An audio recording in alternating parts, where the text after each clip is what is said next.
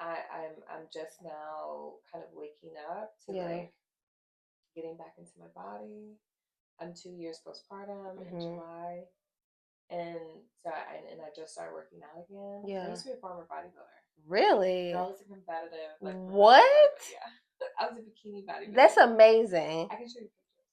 But that has been interesting because now I'm in a gym in a way that I've never been before, and I feel like that's such a backdrop to everything in my life. Like, I know I talk a lot about like living softly and slowly, but like it is a true practice. It is.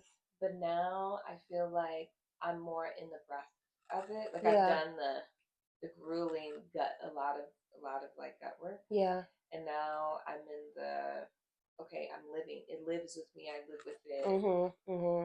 And everything that I do now is these check-ins that I've never done, but I've just never lived my life like that before. Like when you say check-ins, like is it just like you checking in with yourself? My nervous system, like I let it control and dictate. I've never been like that. Yeah. Where I'm like, yeah, this doesn't feel good. This doesn't feel. Oh, okay. This feels a bit not like the right timing for me. Yeah. Because I know what right timing feels like. Exactly. And it doesn't feel like it's such a blessing to know your nervous system and know what feels good. One of my best friends literally just told me that yesterday. A situation happened. I tell you, like after this, and she was like, she's like, you're so in tune with your nervous system and just so in tune with spirit and just being like, because I was like, I don't like the way this feels. Like this doesn't feel good. Like my body is tense. I don't like it. And then something happened like the next, like yesterday, and I was just like, I knew this is going to happen. Yeah. No, and you've always given me that. I think your no's and yeses, they feel full. Yeah. That's another thing. I can't be in emptiness. Can't be in empty conversations. I can't be in empty spaces. Yeah.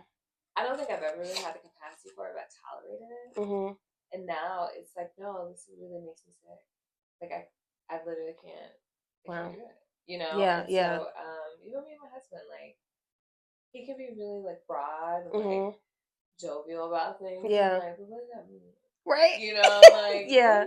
Yeah. Oh God. But so we've been having like even more depth in our understanding of like what we're doing and who we are and what we want. And it's been really beautiful. But the thing about spring is there's this like noise of the world. It's like because everybody's like at the same time, like blooming and I'm like, relax. Yeah.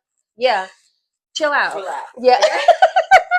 And it's which also is just a personal experience I'm having, and just like probably more rooms that I'm in where it's like, but sometimes I'm like, one of the things that I love like orchids, and I realize I like a lot of difficult or temperamental like flowers. Seemingly, because when you talk to people who care for them, they're like, no, like you just gotta let them do their thing. Exactly. But right environment. I tell people all the time, like, flowers aren't telling you that they're flowers; they just do their thing. Yeah. And I'm a person where I don't talk a lot about what I'm doing. I got a lot going on. And I have a lot of assignments that I'm just trying to be obedient to. And but when I get on social media, I'm like, oh, should I be sharing these things? Yeah. Oh, should this be the center of the conversation? Like when I talk to people, like, you're centering your production, you're centering your bloom. Yeah. And here I am, just like, I'm just here with the soil. Like I'm just now, like. Do you think like when you have like moments when you thinking like that? I feel like somebody needed to hear it. Like, do people reach out to you like, I really needed that? Like, yes, thank you. Yeah, I do, and because sometimes like I remember I had someone tell me, they were like, I don't know if it was a compliment or what, but it kind of washed over me, and I was like, and they said, your post, sometimes I'm like, ooh, I wouldn't say that. It's like a journal entry. But that's you. And don't project on me. That's you. Yeah, and I was like, well, I have attachment to my story like that. Yeah. Like, I really don't. Like, there's some things, of course, they're sweet, but everything in my life has been a testament. It's like such a testament to God. Like, it's such a testament to like faith. Yeah. And I'm like, so for me to hold on or to feel ownership even is, I just don't think it's really fair to the powers that help me navigate and the spirits that help me kind of like, navigate. And so, and when I share things, it's really, because I think I'm sharing all the time. And people are like, I just think that's so beautiful though. I just think that's just so amazing. And I think with social media, it makes people second guess. Because it's like, okay, you're not showing up and being authentic. Like, you know what I mean? Like, it's always this highlight reel of like everything is good. It's like, no, shit's not good. But I'm moving through it. You know what I mean? Like, and I look good doing it. But like, you know what I mean? And that's okay. And that's okay. Like, it's all great. I don't like when people project like that. Because it kind of also like, I'm like, spicy. You're just showing yourself. Yeah. And I'm like, okay. That's you. Because I see everything that you didn't say. Exactly. So I'm like, it's cool. And I was like, well, you should try it. And let me know how you feel afterwards. Because it's I think we do take a lot of ownership. We have a lot of attachment to a lot of things. But I'm like, also it was a time of my children. Yeah. Where I got introduced into this world of non-attachment. I've learned about it before, but I was like, oh. I was like, oh, no way. Yeah. It just didn't make sense to me because I think it's a practice in Buddhism or Hinduism. Or I think there's a practice within all the cultures really throughout the diaspora of, everything is not yours. And it was one day I was holding Kaio and I was like, I realized I was gripping him really tight. I was like, I'm really holding on to him. And I just went through this whole thing of like, what if he wasn't here? What if something happens to him? You just go down the worst, right? Oh my goodness. Or what you feel would be the most devastating. Yeah. And I was like, I just have to go here. Yeah. This postpartum, or just it all just like pushes things to the surface. And so I was like, and if you keep trying to redirect yourself, sometimes you just make yourself more sick. So I went down that road, and Kira was next to me, and I was like, oh my God. And what I found is I was so grateful for that moment. It still brought me right back to that moment. I was like, to have you right here, right now. Yeah. And I'm still like, how grateful I am that I had any moment with you at all. Yeah. And I was like, yeah, would that be devastating? Absolutely. But it's not as devastating as never having him ever. Yeah. And that day was just like really emotional, but like it really changed, it transformed my life and the way I look at people and things. And so amazing. Like you are you something special. Oh, truly. We all need tea in our back. Yeah. To just be like, listen. Yeah. Do you know who you are? Because we do. Yeah. I'm like, I don't need it in this. I was like, I don't need a nanny. I need like an assistant to just like look at her. You got this. Thank you. All right, you can go take a lunch. I just needed that. Please. Right? Okay, we're going to play a quick game. Okay. And it's called Soft or Structured.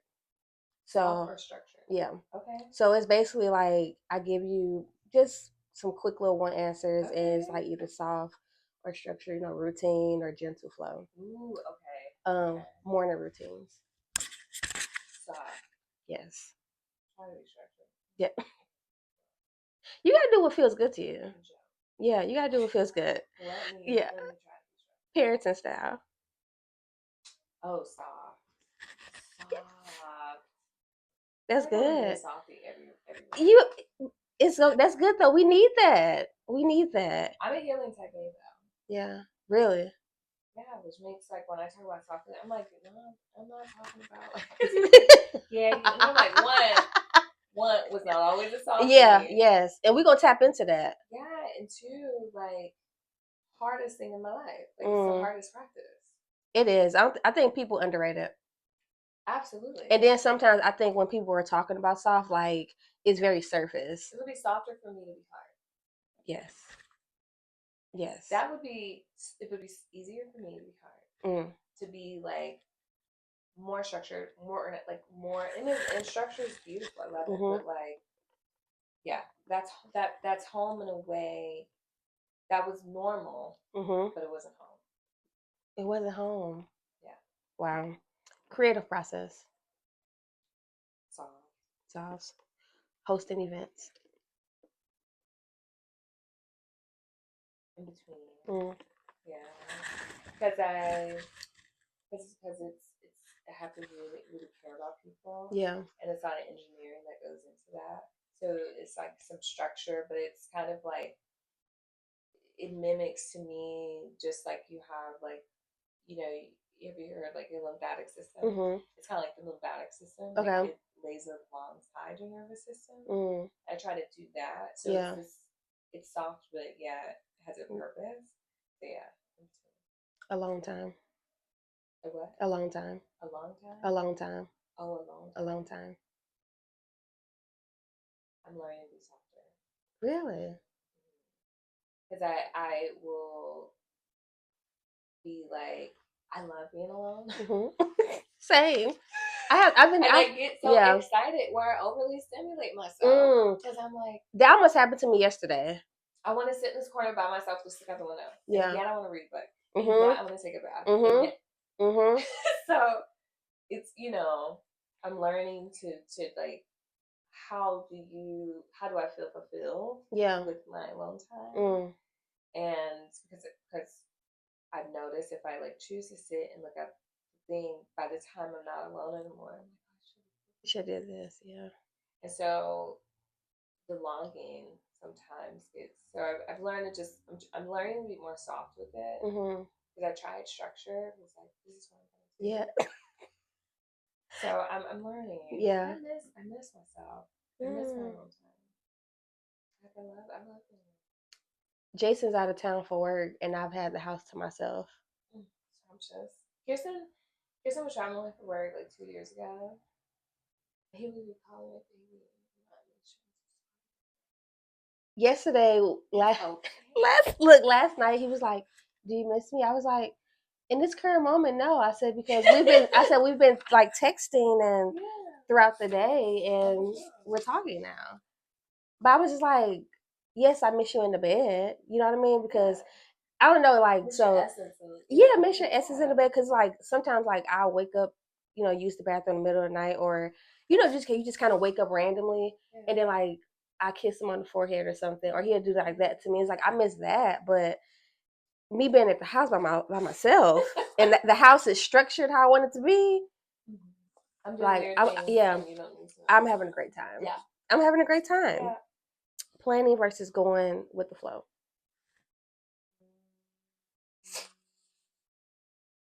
I'm a little bit more structured. Okay.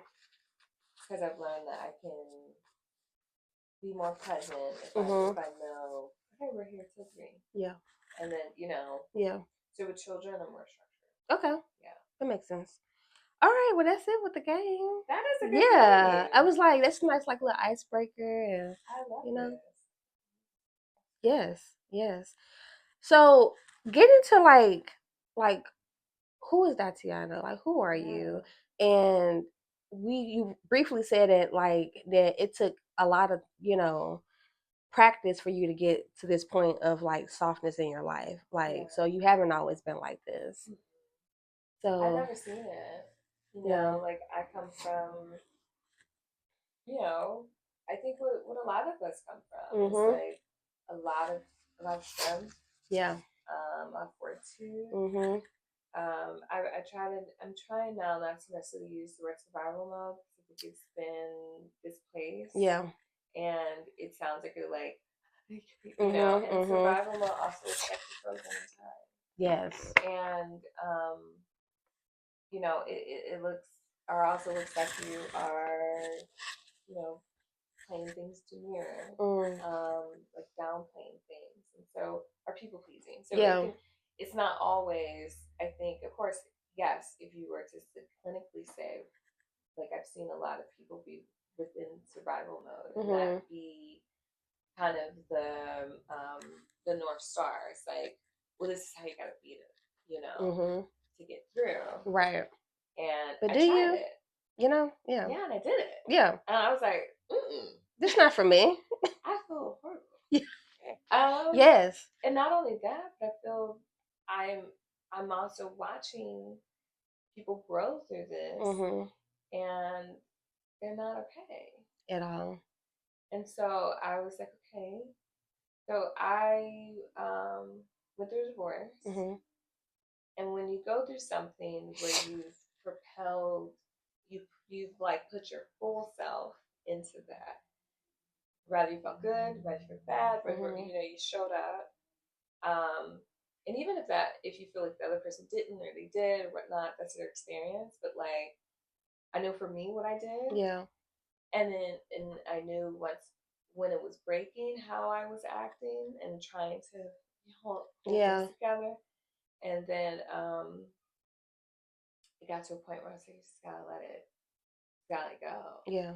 And then when you're left with something that is it's interesting because it's like, I was talking to someone else about this. It's like it's not a divorce. It's in between space, and I talk about the veil a lot because I'm a doula. So like, when you're pregnant and when you experience someone labor, there's this like, it's as if you could see this sheer material between life and death, and you're on this other side living, but you can see how close it is, and that it's kind of felt like I was there at that time in my life. Like it was just very, I was really delicate and fragile in a way that I wasn't ever before.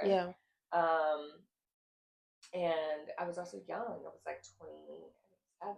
So it was like, no one else go through the Like, no, everyone's like, girl, I'm falling in love, right? So I'm really alone in that experience. And I also had some like guilt and shame because you're like, I'm so young. And whatever. And so I was like, but I was reminded, like, this is your life.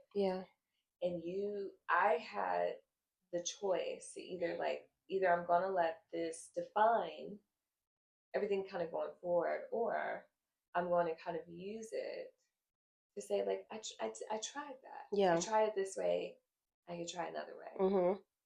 And so I was like, because you can't. I could have walked away from that. It was tough. It was tough. It was very tough. Time, I think, in both of our lives, but especially like just within the relationship, it was hard. And I was like, okay, I could use this and say, well, this is how it goes. Or like, this is how people are, just kind of like harden. And that felt easy. Because I had the evidence for that. Like, when I literally had the evidence, I could like walk you through this hypothesis. Like, this is what happened. I did not have the evidence for what did things look like when you put your faith in God. Like, truly, like consistently, not when you're just in those moments. Exactly. Where you're like, I have to. Right. But like, what does it look like? What does it look like if I slow down? What does soft mean? Like, I had no idea, girl. I was just like, what? I don't even know what it means to do that. And so I think a lot of us don't know. Like you said, like it kind of starts at home. What you see, and then once we go out on our own, it's like we're just kind of trying to do the exact same thing. It's like, no, that's not it. Yeah, because I never see anyone like take a moment, take a beat, to get like that wasn't language in our house. It was just like, I literally thought love was like, it's when you can go toe to toe with somebody, and you're both gonna fight for it. Wow. Like, I really thought that's what it was, because I was like, yeah, that's what this is. And if it's not that, it was unnerving. Like, my relationship now with Kirsten is planets away. It's not even night and day. It's like not even in the same galaxy. It's so different.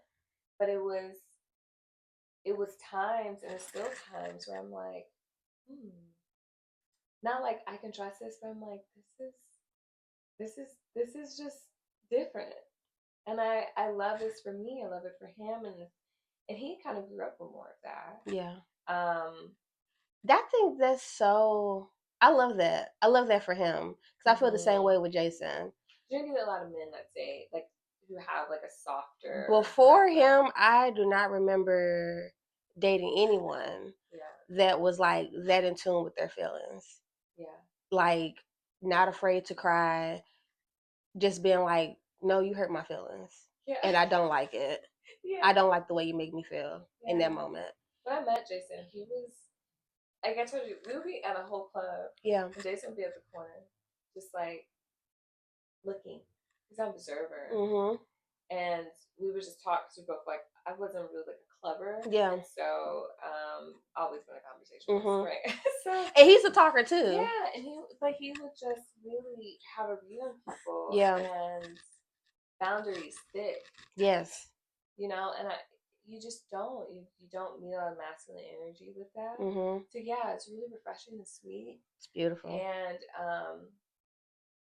I do think that sometimes we put, again, look back to the ownership, a lot of like eyes. Mm-hmm.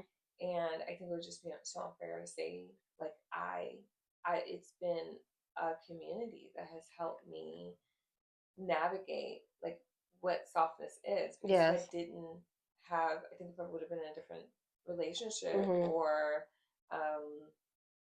but also he knew, I was like, listen, yeah, I'm not going like, that's a little hard for me. Like, right. Like, yeah. What I'm seeing right now, you're pushing it. It's really reminiscent of like something that is making me feel as if I need to defend myself. Yeah. I can't live my life like that.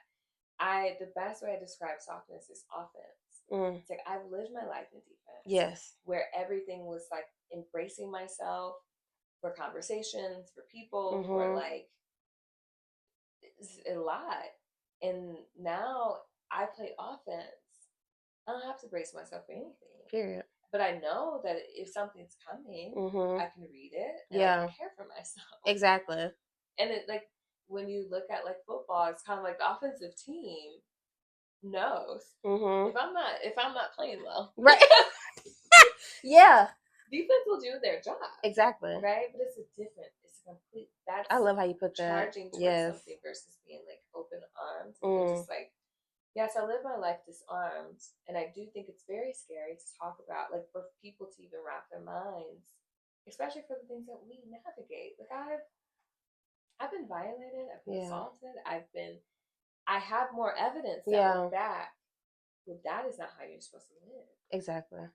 And now I'm like, but I can say that there are some of those things that I experienced I never would have experienced if I would have been playing offense, because I would have seen it coming down the line. I would have been away. Mm. But when you're running towards something, you're defending yourself, you're so like, tunnel vision. Mm-hmm. You can't really see or hear or feel the things around you. I recently heard someone say that you can't live in tunnel vision. I recently heard somebody say that, because I heard people say that a lot, like, oh, I just kind of have tunnel vision right now. Yeah. Where's your peripheral? Because at times, of course, you have to hone in, right? Mm-hmm, mm-hmm. But it's just like, you can't, and that's like with the when you ask like who I am, it's like it's interesting because I'm like, sometimes I feel like I'm asked that and people want to tell them what I do, mm-hmm. and I'm like, it's an extension for sure. Yeah. But that's not who I am. Yeah, but like who I am, I'm growing like, every day. Yeah, I am like, I feel like a living ancestor. Like, I'm just like, I am here for a time. Yeah. I do have some assignments. Mm-hmm. Like, I feel like I have some wisdom that's not mine. Yeah. It's also a prayer. I like pray for the wisdom of like 10,000 women. Yeah. Every day. I love it.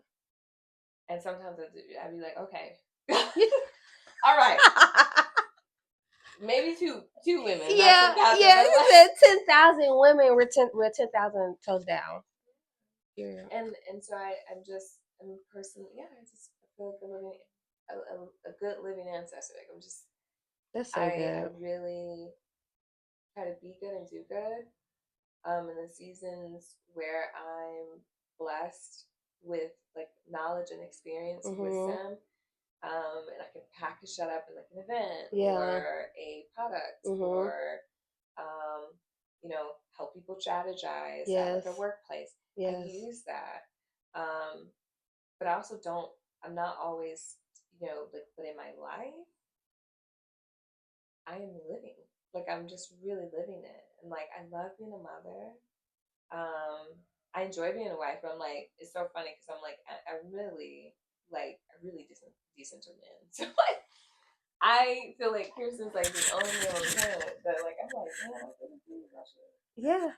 But like, I can see it too. Oh, I love him. Like, seeing y'all together, I'm just like, they're just in their own ecosystem, their own like world. Old, just like literally enjoying life, enjoying, you know, being parents, just in it. They're just in rocking chairs on a porch, really. I love it. I love that. I love that. Like I tell them all the time, I'm like, I'm like, the goal of my marriage, like the goal that I have with this is when like I'm looking at his hands all wrinkly, skin so cute. I'm like, I want to make this man the perfect drink. Because he's a beverage guy. Yeah. But like, imagine just you're on a hot day. You're just like, you don't even know it. Someone brings you out a lemonade. Yeah, and it's beautiful. It's great. The way you didn't know you wanted me like that. I want that. But I want like this all the time. And I have to know, but I have to know him. Yeah. I have to know him. And he has to also trust me, like know me, you know. And so we have a lot of respect with each other, and that takes so much time. Like the way you talk about your relationship is just like, I just feel people, and I guess too, I'm kind of coming from a place where I didn't really know if I wanted marriage. I didn't know if I wanted that. It was just like, okay, if you come around and you know what I mean, like if it makes sense. Like I feel like when me and Jason, it wasn't the center of my life. Like I wanted to be a wife, but because it just takes time, just partnership, like learning this person knowing your ins and outs, you know. And that's what it seems like with y'all. Like y'all just really are just so soft with one another and tender with one another and just patient. Yeah, we do. We see each other as individuals. Yes. And I would say the first time I did this was like, I think we were just trying to do our best in the beginning. Like we were like, you try to do what you try not to do what you saw. Yeah, yeah. And then you're like, well, then I saw this, and then you try to pull from what you saw, and it's just this like, you know, I send a lot of love to those cells that existed in that space. Yeah, because did a beautiful job. Yeah. For what they started with, and because even at the end, I was like, I wish I could go back and pick up all those cells. Like, I just wanted to hold each cell. Yeah. And so now I feel like it's a love letter for every self that I betrayed or like didn't know. Yeah. I was not listening to. Yes. I tried to, you know, I hope I can make them feel more at home. Because they were just doing what they felt was normal. Right. And accept it and what they should be doing. And so like with I'm so happy you say that because me and Kier, we don't know how we come off because we just be living our life. But like, no, it's really just like this is my person. Yeah. You know, and I just think that's so special to get to a place like that because I feel like that. Like, and I did not see that. And before we got married, my sister was like on my bachelorette trip. She was like, "I know this was not on your bingo card," and I said it wasn't. It was just all like work for me. Yeah. Travel and just tracking to be a billionaire. Like it was really just kind of like just learning who I was. Yeah. And I was like, it was not, but I mean, he's yeah. Yeah. I could not. I don't know. Me too. Thank you. Because I didn't know you before. I knew him before, but like, I just knew of him more. Yeah. But I never seen Jason actually court anyone. Yeah.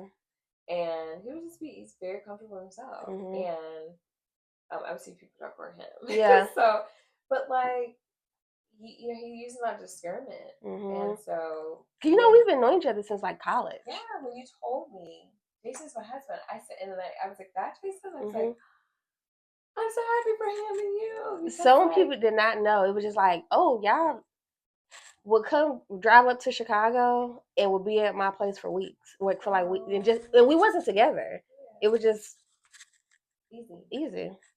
Yeah, easy's good.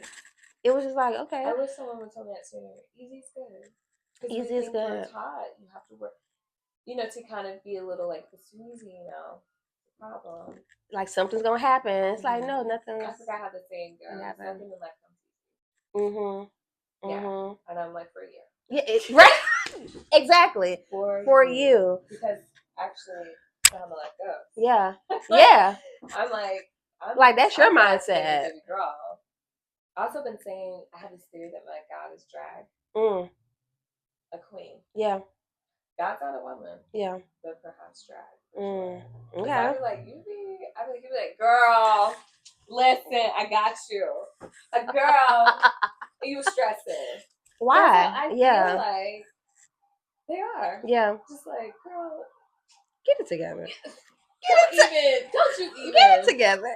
Please. Please. Yeah. How has motherhood shaped the way you show up in your creative work? I treat myself like a baby. I treat less of it like my baby. Because I used to do that before. And so when I would play something out, I would do that. Yep. Like, baby now. Yeah. Or like Badu, like sit on my shit. And now I'm the baby. Yes. So I'm really careful with myself. And I'm like, like I tell my kids all the time, like, I'm like, don't rush, it's okay. Like, that's so good. Like, it's hard when you watch real people be hard on themselves. It's really hard. It will send me into some tears at night. Like my son the other day or yesterday, he's looking at a picture and he said, I need to work on my smile. I was like, no, you don't. I was like, this day, yes, you did touch your lip. Yeah. And I said, but that's okay. You don't normally smile like that. I said, but it's your face. Right. You have to smile the way you want to smile. I said, you have a beautiful smile. Ever. I was like, don't talk about my baby. Yeah. And he started laughing. Yeah. He said, I am your baby. I said, I know. And you're talking about him. Exactly. But do better. I was like, don't. I said, he's amazing. So because I could be really, I'm a Virgo. Listen. Like, when Beyonce comes out with her documentaries, I'm like, girl, we're a mess. Like, I understand. I realized that, like, because I was thinking about kind of like perfectionism for me isn't, I think it's holy and sacred and beautiful, and I get the way that it shows up in this world. Like, yeah, but it delays the productivity of things, Yeah. And so, but I realized like my perfectionism isn't rooted in like, does it look good for y'all? Yeah. Is it coming from source, like coming from me in a way in which I feel as if it's okay. You know what I'm saying? Yeah. Like, have you ever created something and you're like, oh my God, it's so nice, so great, and you're like, I don't know what energy I have behind that. Like, have you ever like hurried or like, like did something with that? Like, it's gotta work. And I would kind of sometimes, to me, I just be really hard on myself. I'm an overachiever naturally. Yeah. I don't know. I was born that way. My mom was like, you ran free walks, free crawls. Yeah. So I naturally have that. So I don't try to beat myself up over it either, where I'm like, well, I know somebody would do this and that would be okay, but I gotta go do this. I'm not trying to like outdo or overdo whatever. It's just like I naturally do it. So I'm gentle with myself with that. And I try to babyfy myself, and then anything that I create feels like the mother. Like it mothered me. Like whatever's in the world, it's like, well, that cared for me in whatever season. Yeah. and you're getting an extension. I hope it mothers you. Like, I hope it gives you something that it taught me. And that's a really trippy experience on the other side of. I love that you said that when, like not rushing the babies. I love that because I was talking to one of our friends, they just had a baby, and they were just kind of saying like something they watched and why people be just kind of like rushing doing this, like, oh, we need to hurry up. And it's like, why are you rushing these babies and you're the one that's running late? You didn't you didn't wake up one time. Because I'm literally so okay. I'm like, listen, Mama didn't do. Yeah. Like, I was like, you were so bored. I'm like, hello. And now we got 5 minutes. We got 5 minutes. We got 5 minutes. I'm like, can you help me? Yeah. Or I'm like, okay, like, yeah, but like, I really try because, again, it is us. It's every time. Like I said, they're easy. They got it. They're also intelligent. My little 2-year-old, like, she's due in July. I'm like, she could probably, like, if she could see above the steering wheel and, like literally have the physical capability to go shop for her, she could do life. She'd do it and be fine. She could do life and be fine. She'd be having a time. She'd be having a great time. She'd be living. And she set her smile, like, that girl. That girl. That girl, for sure. She is. She's that girl. I can't wait. What inspires Soft Soiree? What inspires that? So, and I hate that I have not been to one because all the ones that you only had 2, right? I have 3. You had 3. Mm-hmm. And every time I come across someone that's been to one, they were just like, it was everything. Really? Yeah. I don't know. So yeah. Okay. They loved it. Aww. They felt seen, like it felt intentional. It didn't feel like, like they met new people and it just wasn't awkward. Yeah. Like they said, it felt really good. I try to remove that. Yeah. I think that, so it's a couple of things that inspired it. Connection, right? I think that, so I had Kai during COVID. And then if we just talk about like backdrop my life and like everything that I've seen, my grandmother had multiple sclerosis. Okay. And she was in a wheelchair by the time I was born. But like, she didn't have girlfriends. Like, she was from California. Yeah. Here in St. Louis. Yeah. She has her siblings that were there. It was just her daughter, my grandmother, and it was my great grandmother. So it was her daughter was my grandmother and her grandchildren. And I spent a lot of time with her in that bed. And like I would ride around her with wheelchair and stuff. But I could sense at a very young age, I felt lonely. Felt like, and like how we were talking about being alone. I'm comfortable being alone. I'm happy being alone. Kitty. Yeah. But being lonely is different. Is different. Yeah. And I've known what that feels like, steaming from someone else's body. And you're little trying to do like XYZ. And I also, as an adult, know what that feels like. And then after I had Kai during COVID, I noticed that like I would like meet up with friends and stuff. I'm like, how are you doing? And it just wasn't getting it. Yeah. It's like getting an itch you can't scratch. It's like it wasn't enough because now we have this whole conversation about capacity and oversharing and all of we kind of like got in this really hyper clinical space with therapy where it was being shared everywhere, which is beautiful. But on the other end, I think it was also really overly stimulating. And we were like, well, people became really hyper aware how they were coming off. Yes. And it was one day I said to Kiera, I was like, people were like, how are you doing? Like, and I was just like, that's not the word. Like, I was like that. Because he would tell me. Yeah. And Kirsten's really literal. Yeah. Oh my God.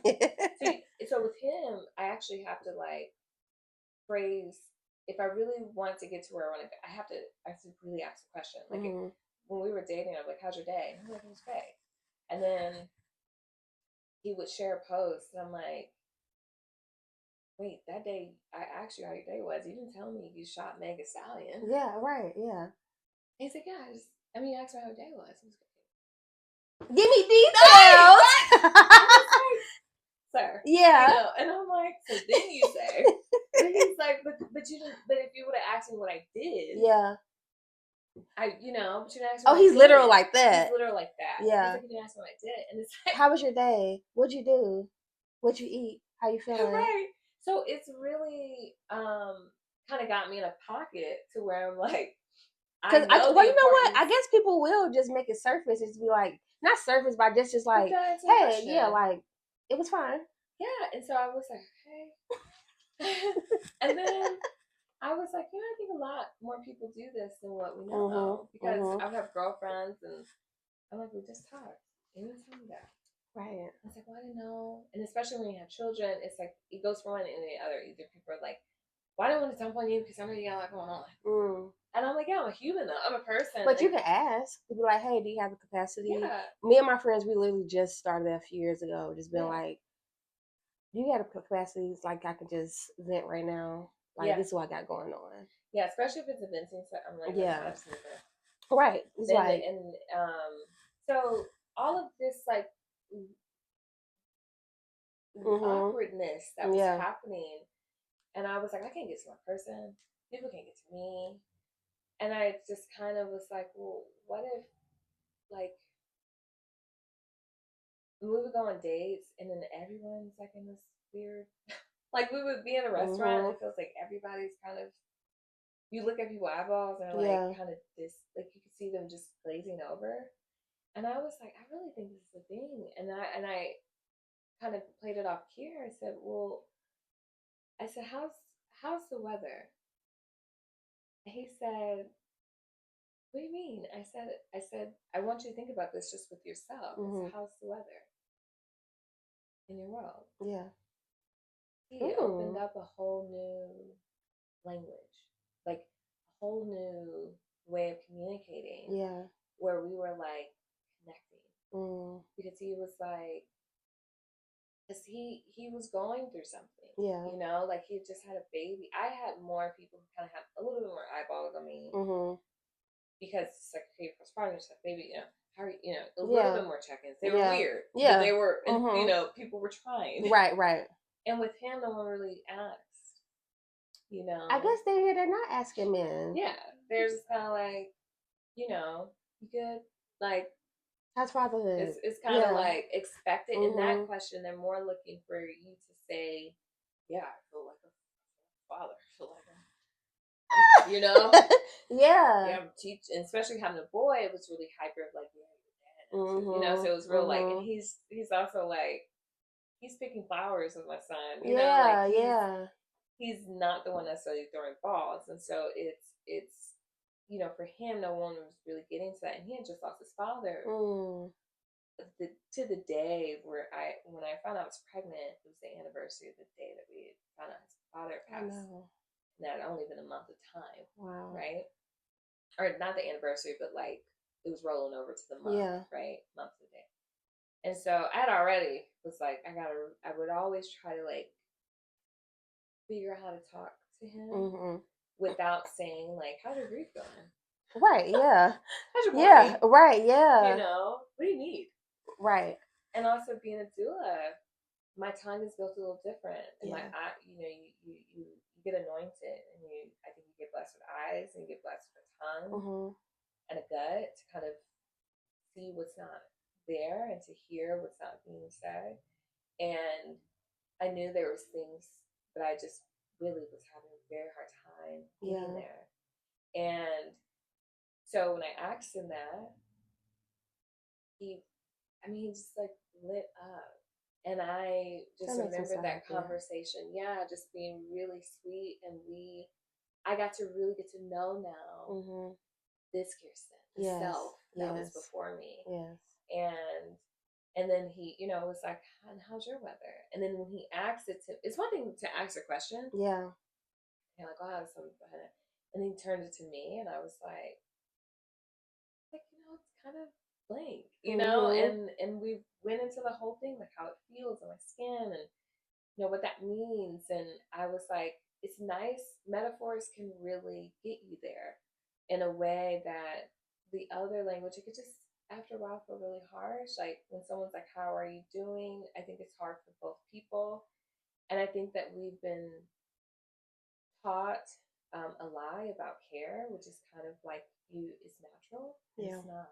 It's something that's practiced, and it's something that you have to be in a rhythm. It's a lot of labor in care. Kind of something like with the lemonade, like in order to make that perfect thing, you have to like know a person, right? And so, and I think with the Soft Soiree, it's also nice because I was like, I didn't want it to be. I think romance is care. I think romance is healthcare.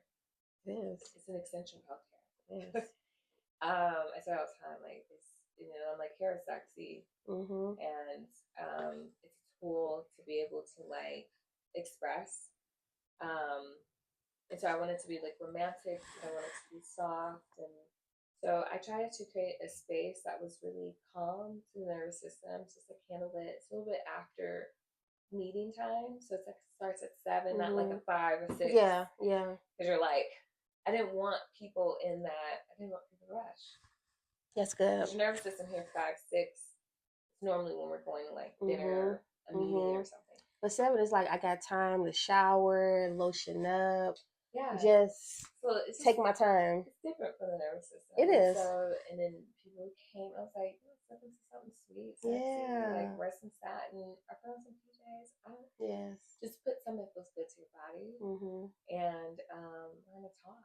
So I'm like, and I storytell with a question, so you kind of know how I got to that question. Yeah. And I told people I got to like, and that's probably people's favorite question. Like, because there's always different questions, but for that first one, and the first one, it was like raining. I thought people were gonna leave. They stayed in the rain because they needed that. They needed it, and we were just in there. It was very culty. I loved it.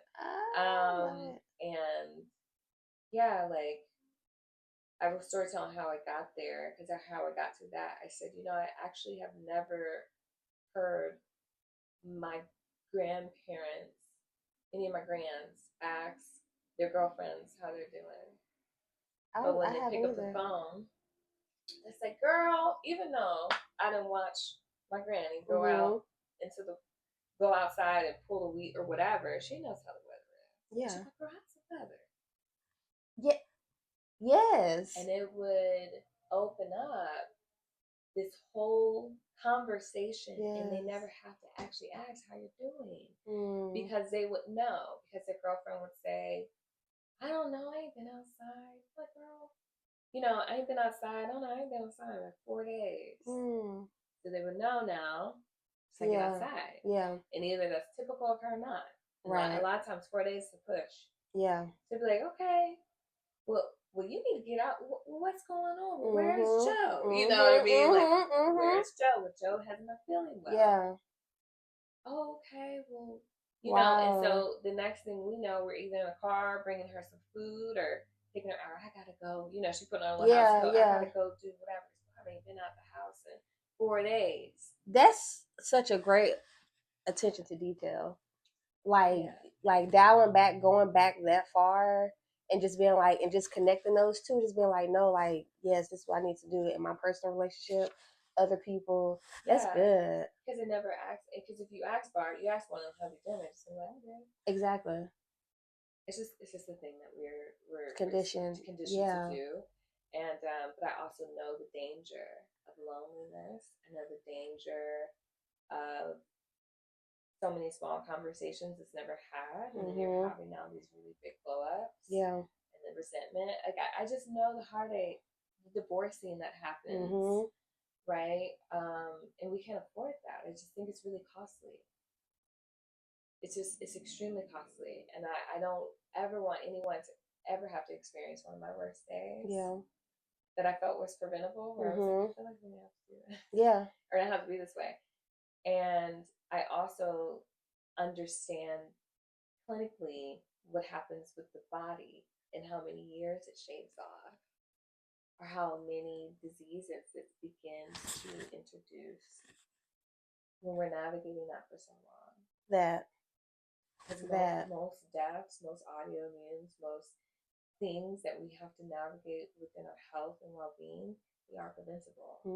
And that's a really hard pill to swallow. Yeah. Especially when you've seen it. Like, I went to chiropractic school. Like, I've held, cadavers, like people, like bodies.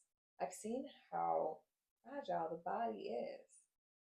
That's a lot. Like you have like so many different lives. I have a lot of lore. I didn't know I was getting a lot of lore. Okay. But I love it because it's just like it's so many different seasons of your life. Yeah. You know what I mean? Yeah. And they all come to play, like, because they're all embedded. Like I said, there's a lot of engineering on the back end with Soft Soiree. Like, I'm actually in school right now for human engineering, and at Arizona State University. But yeah, I didn't even know that degree existed. But I was talking to the counselor. She's like, "What do you do?" And I sent her just like some of the things I do, and resume and stuff. And she was like, "Oh my god, those are gonna go to school for neuroscience. I love the brain nervous system." Me and my friend Shara need to talk because she's been talking about that a lot. Yeah.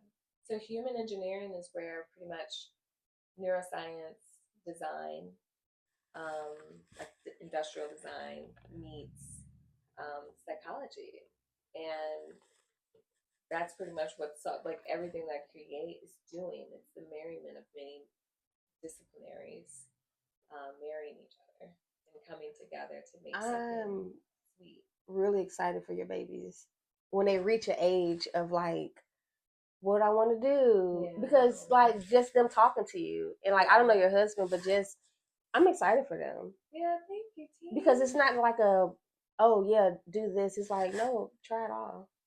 All of it. Try it all. You better. We actually have an account. It's really rare for them to just for parents play. Yeah. I have a play, like, I'm trying, like, well, I don't try to grow up, but I put money in there to grow, and it's just for play money. It's not for. We have another account, of course, for like life and finances and things. But like, we have a fund just for them to, like, hopefully, I can't wait till my son is like, I have this idea to do XYZ, and I'm like, go do it to the very end and come back, like, and let's see what happens with that. But or my daughter's like, she can go backpack in luxury, Okay. Like, okay, girl, because she's that girl. Okay, girl, she's that girl. You can do it, but you're not gonna be at the mercy of your circumstances. Yeah. You're like, I'm in a hospital. I'm like, oh no. But it's some really nice hostels out here. Like, nice hostels. I stayed in this hostel in Barcelona, and it was top tier. But get your own room. You're gonna have your own room. You gotta have your own room. Yeah, you gotta have your own room. We don't have to be in the share, like, right. Mom, it was fine. It was fine. It's like no, we're not doing that. We're not doing that. What's one of the what's a moment from like one of the events that like kind of stuck with you? I'm trying. Well, I guess it's like one that's like maybe not as like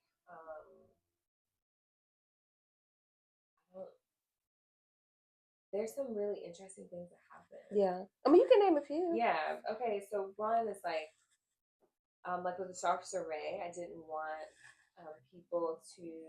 I didn't want, when you hear romance, I want people to know like romance can exist across your life. Mm-hmm. Like, I have a romantic relationship with my in parenthood. I have like my children. Like, try to romanticize. That's important. Things. I try to romanticize now a lot more with my mother and like our relationship with my sisters, and like, so that same energy and intention you will put with a partner, I try to spread. And I realize in that when we think about like how can you do softness, it really softens that for you, because now you have an actionable solution to kind of get to like, I really want some softness here, but like, and you know this, bringing someone flowers. Yeah. Bring someone flowers. It really lights somebody's day up. Who isn't like, or who doesn't think like our leasing office, like the woman down there, like I've given her like flowers. She's surprised. Huh. Yeah. Why? Yeah. That's the question. Like, why do I get these? Why not? Why not? It's flowers. Everyone likes flowers. Right. Everyone needs them. Exactly. And so, but I also want people to know that there's a romantic. It has to start with you though, with you and you. So people will come solo to have a solo ticket, and I normally try to get like a mirror if I can. I try to introduce those at the third one. And I was like, well, maybe I should have notebooks. Maybe I should. I didn't want to project onto what alone time should look like because I've done the retreats, and with the retreats that I posted, I've actually told them to leave their books in their notebook. Yeah. And I'm like, I know, girl, I know. But I'm like, but sometimes we can get. The space is about you doing nothing. That is a do nothing retreat. Yeah. But if you bring all these things, you're gonna be like, well, I gotta finish this book. I'm gonna finish this book, and you're gonna maybe miss the care that is embedded just in the world around you. Yeah. Just in the trees and the bird. Like, especially with the retreats, there's so many people who like, this girl was like, I watched a bird for an hour. She was like, I didn't even know time felt like I felt like I was only there for 10 minutes. Wow. And she'd been there for an hour. She was like, and then I just started crying. And she was like, I would have had my head in the book. Or you would have that cute little journal writing all these things. Yeah. And it's like, those things are important, but it's a different type of rest. So I wanted to, I kind of brought that in, that knowledge and wisdom in. And I was like, hey, no, I'm not going to have a notebook. Yeah. No, I'm not going to. So the solo people have these really, I would say, these really moving moments when they come solo. Because they're also like not really knowing what to expect. Right. And it's kind of intimidating too sometimes when you go into an event that's like, and you're going by yourself. Yeah, and people are maybe there with you. Because I'm like, come with anyone you want to deepen connection with. Yeah. I don't know who that is. It can be anybody. And it's a mix too, thank God. Because I was like, that might be a harder thing to overcome. Yeah. It's like people not coming coupled with like their partner. So the solos will sometimes make friends with the couples next to them, or the other solos. They always end up finding each other. Yeah, and they stay connected. And that's that amazing. Has been the really touching thing is for people to say, I met her here. I went to a baby shower. Yeah, and I was invited because she went to Soft Soiree, and she was like, actually, I want you to come because I found out. It's our little Soft Soiree baby. She was like, I found out I was, pregnant there or not. And I was like, oh my God. But she found out she was pregnant at one of your events? She found out after. Oh, after. Yeah. Wow. And she was like, oh my goodness. And we just stay connected. She's amazing. It's amazing. And there's like 2 women like that. And then, but I saw another girlfriend. I said, how are you doing here? And she was like, we've stayed connected. And she was like, she's told me so much through her pregnancy. And I was like, and one of the, people will tell me their stories of like where they're coming from or what was happening in their life. Yeah. And I can't believe, I just can't fathom. And, but it's really beautiful and just honestly, just a sweet thing to tease, like to look over and to see 2 girlfriends rubbing each other's hands. Yeah. Like not like, but I mean like, you would think they're in a romantic partnership. Right. They are. Yeah. Because the space allows for that. It's your sister. And they're just like, that. They're just rubbing each other. Kisses. Like, I remember a guy brought his mom. He says him and his mom have been disconnected for years. Have been no contact. And I said, and then this was the event. He was like, yeah. And he said, we're great.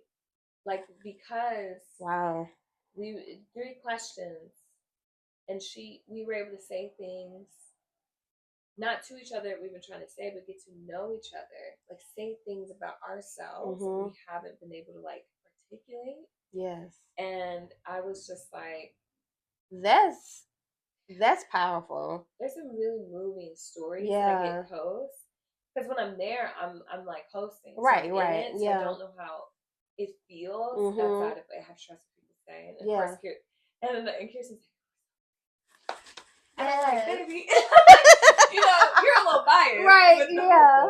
And every time I've done something a little different too. So now I'm trying to bring a little bit more cohesion, but there was one that I felt like really hit the sweet spot, but it had like red lights and the candles, and I had a piano player play the whole time. Or he really chose to play the whole time. It was supposed to be 30 minutes, and he was like ripping. He was like, I just in the flow state. His wife was there. Wow. And she was so low, and me and her kind of like asked questions. She was like, I just want to sit here. She was like, this is just so beautiful to witness. She's like, I've never seen anything like this before. And it's not like profound. It's not like people are like, dude, it's just they're doing the most simple things. Because we don't being with each other. I feel like every day we don't really get a chance to do that. I mean, you can do it, but just life. Just life. It's like I'm moving around. I got to do this. I'm doing this, that, and you know. Yeah. It's because this is like, because that is what life is truly about. It's like just moving, yeah. It's just like it's really about this. And by way of like capitalism, capitalist, of course, I love money. Yeah, of course, I love what it can do for me. But it's like, but we all, sometimes you're on that wheel. And you think that you're in control of it. Yeah. You don't realize that like you're like literally planning calendar dates with your girlfriends. Let's talk about it, because that's like what's going on. A pop up. Like I'm at the point now where I'm like, if I can't tell someone to pop up, in my house, could look in it, like I'm just like, you just gotta come. Like, I love that you said that, because I'm just now getting to a point of doing that. Yeah. And one of my best friends, like, she's always been like that. And I didn't like it at first. I was like, you just popping up in my house, like, the hell? Boundaries? Yeah. But I love that she do that now. This is before marriage. Yeah. Like, that's just used to be me, but I appreciate it so much more now. Because, like, I was really kind of going through something, and I mean, I was just going through it and just being like, hey, let's go do this. Or just last Sunday, she was like, hey, let's go play a quick game of tennis. I was like, okay, yes. Yeah. She's like, I'm about to go put some clothes in the washer. I'm on the way. And like literally played for like 30 minutes. Done. But gave you everything. It was exactly what I needed. Yeah. It like we need a good pop up. It doesn't matter how your house looks, because it's not going to be perfect all the time. It's just like, girl, yeah. And if you got somebody in your house who's like, there shouldn't be a life. That part. Like, that's because you go through seasons where your house is just not together. If you're judging, or if you're like, in being married, that's the kind of like, or like having kids, people are like, well, I didn't want to like come. I'm like, girl, here's like when we got married, we did at a baby shower. We did surprise everyone. Oh, y'all did it at the baby shower? That's so good. So we surprised. No one knew what's happening. I love that. Our parents and our siblings. I love that.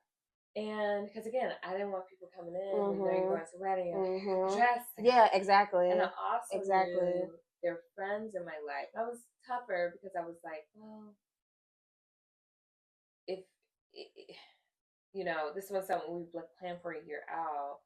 I had a really tough pregnancy. I was really high risk, and that's a whole other story. But I was told that Laleko would not survive a day, hours outside of my body. And then I was told that she would have a lot of neurological and physical disabilities. And then I was told that, then we later found out that the way the umbilical cord was, I had no protective coating around my umbilical cord. And so when they were trying to do a procedure in the very beginning to really test and see like if she really would have all these things, we're trying to test my placenta, and I was like, no. Yeah. Whatever it is, kind of like what I told you, Kai, I'm grateful for whatever life. Yes. Whatever time I get with this life, I'm going to honor that. Yeah.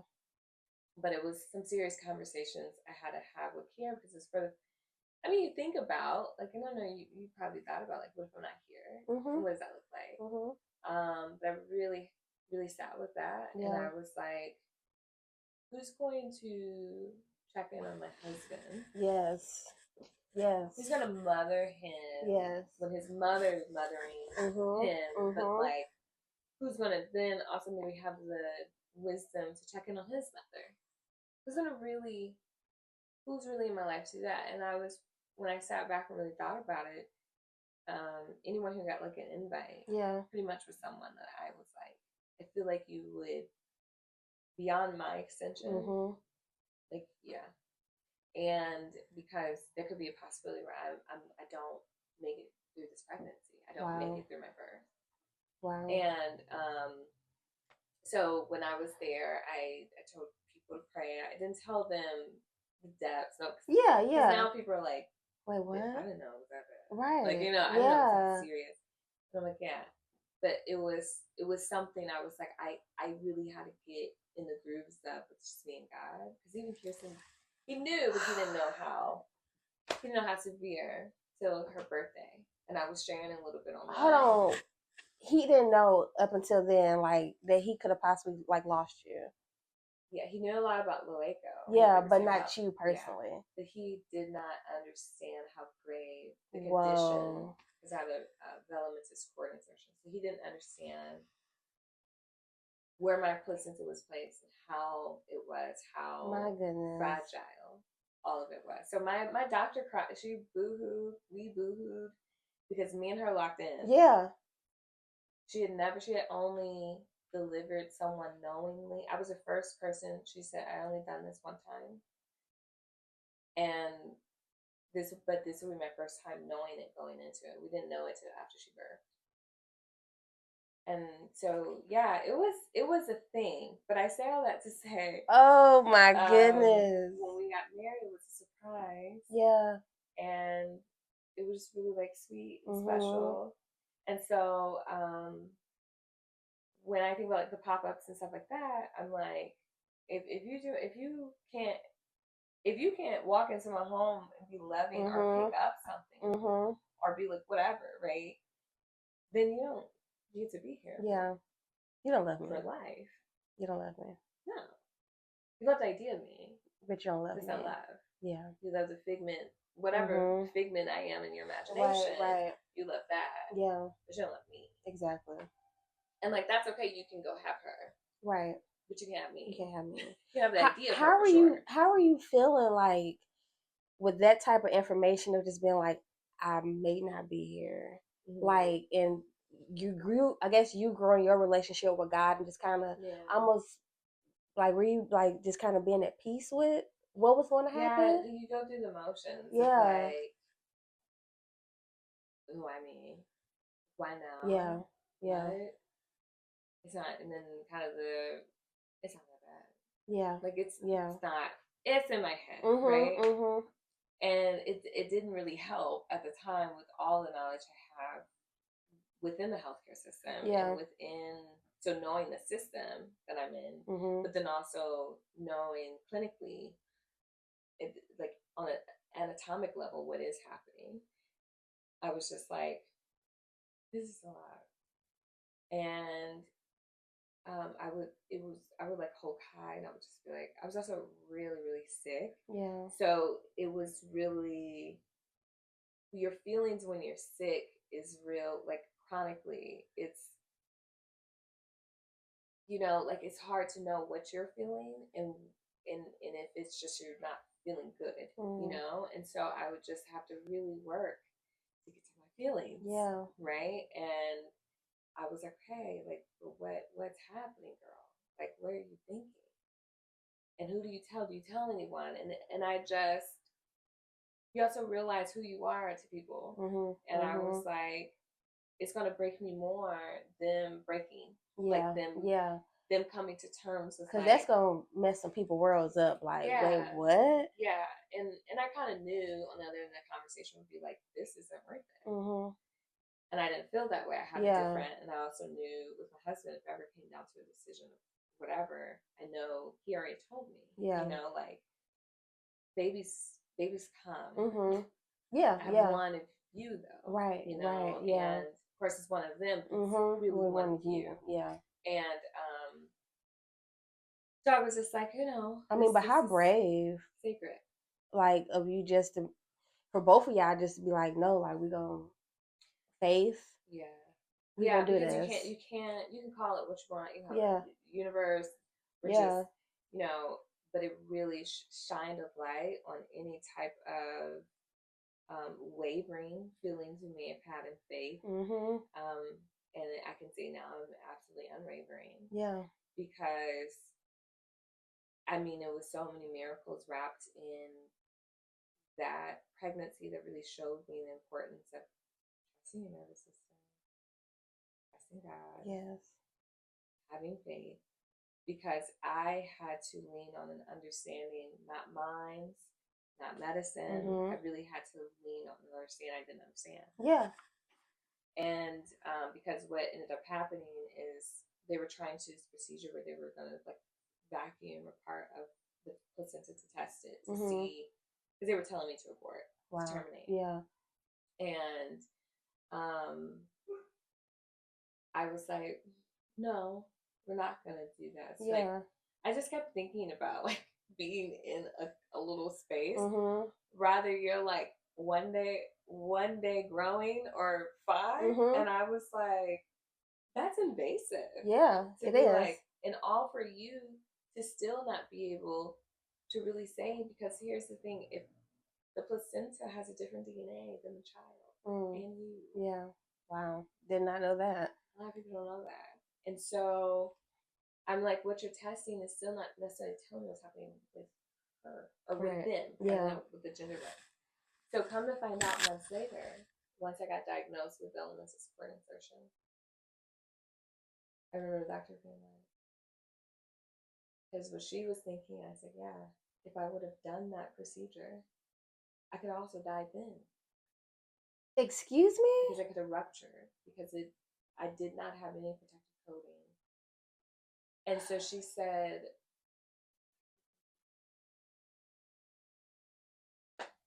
and then she was like, and now we have this, and now there's a whole nother risk involved where we're still. You trust in yourself. You trust in God. Just been like, no, that does not feel good. No, we're not doing because that. Because clinically, like academically, like, yeah, I would have been like, absolutely, yeah, right. Give me the womb lands, right. And yeah, we should have. If I was leaning on any type of like, if I was like, well, I just want to know so we can prepare ourselves. But I was like, if the baby has Down syndrome, if the baby has a neurological, they say defect. I don't like that word. But a neurological condition. There's no preparing. Exactly. What are you gonna go do? Buy a wheelchair? Like, what are you gonna go do? Right. Yeah. There's no condition. I'm not gonna love them more. Yeah. Or less. Yeah.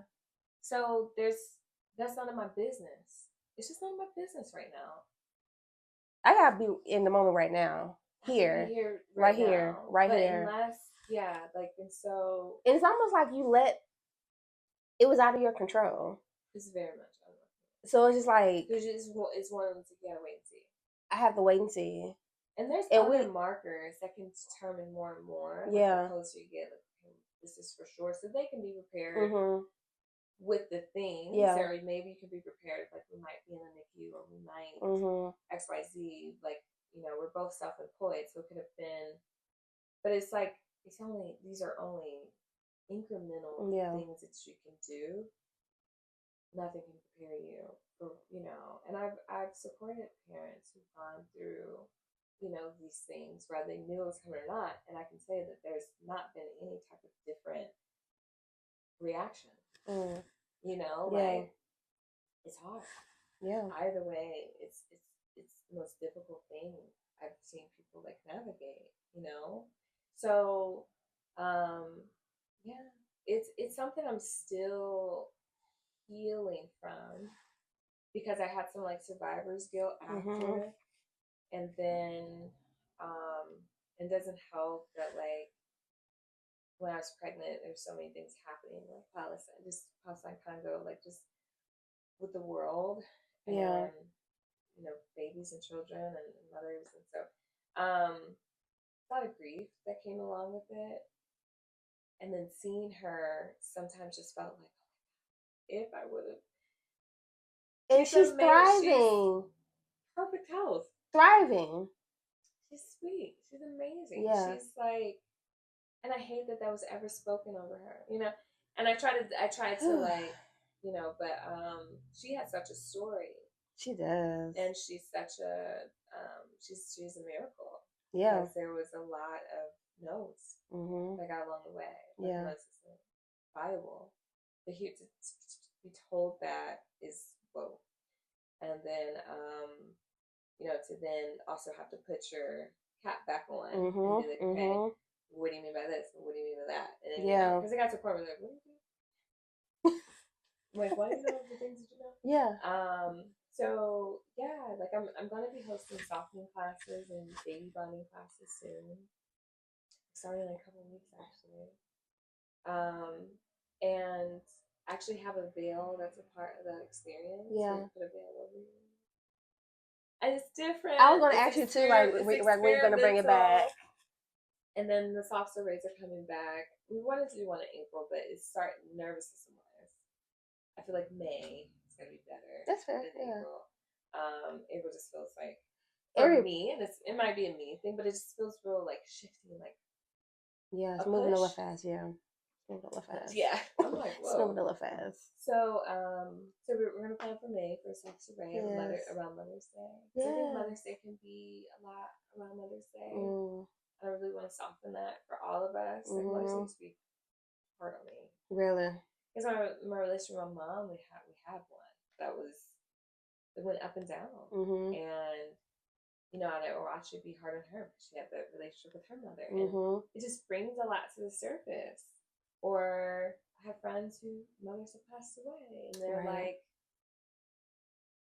you know, you're sat with this whole day, and it's just like, yeah, I'm fine. Would you ever do one for Father's Day? I would.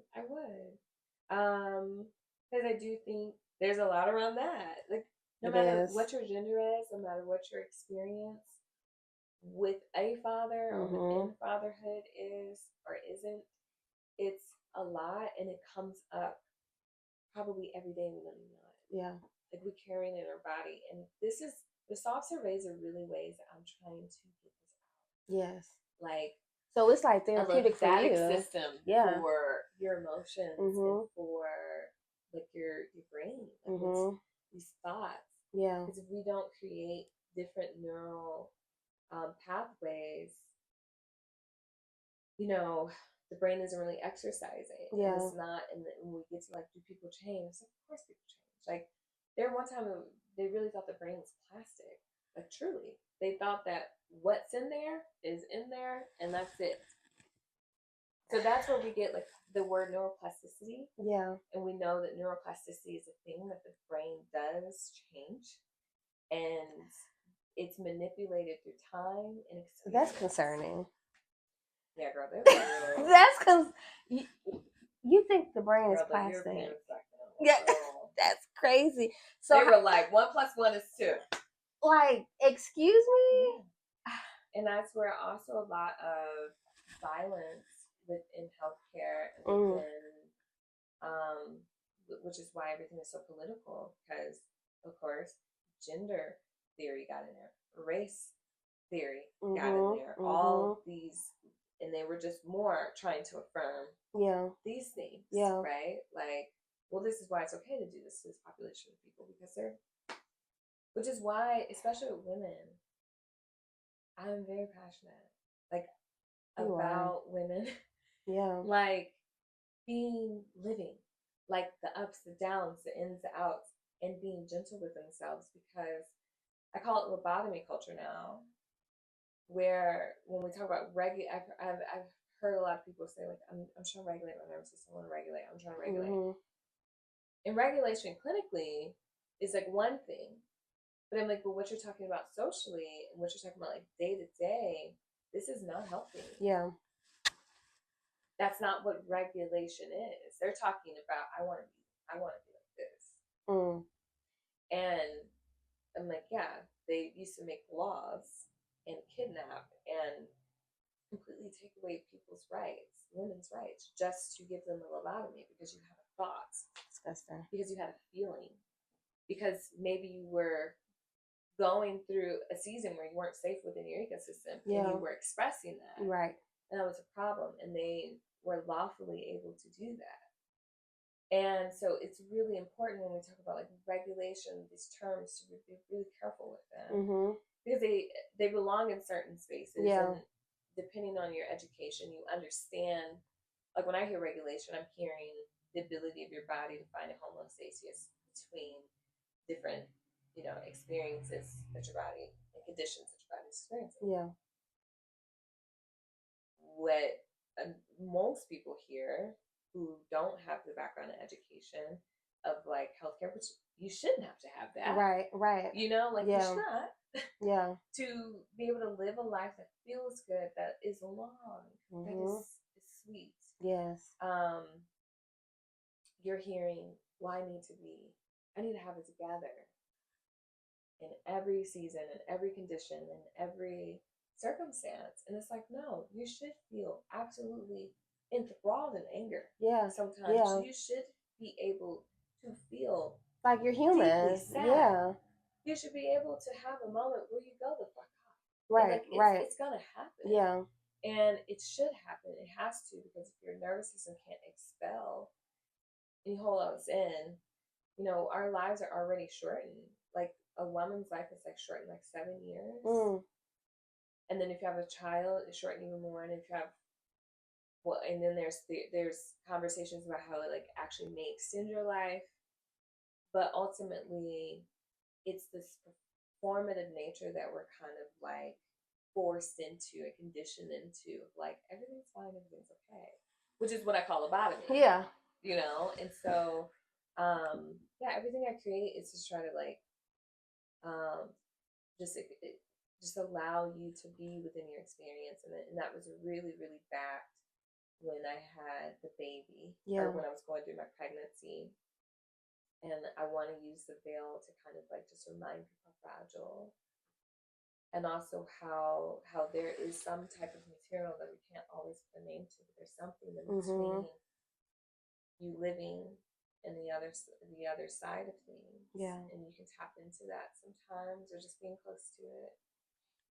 There's things there for you personally that,